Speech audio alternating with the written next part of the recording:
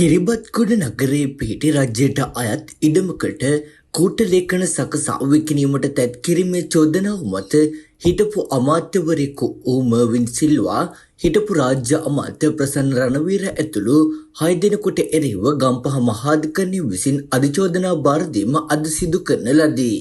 ගම්පහ මහාධිකරණයේ අංක 2 විනිසුරු නයනා සෙනවිරත්න මහත්මිය හමුවේ නඩුව කැඳවූ අවස්ථාවේදී නීතිපතිවරයා වෙනුවෙන් පෙනී සිටි රජයේ අධිනීතිඥ සමදරී පියසේන මහත්මිය විසින් අදාළ අධිචෝදනා පත්‍ර එක් විත්තිකරු වෙනුවෙන් බාර දීම සිදු කරන ලදී.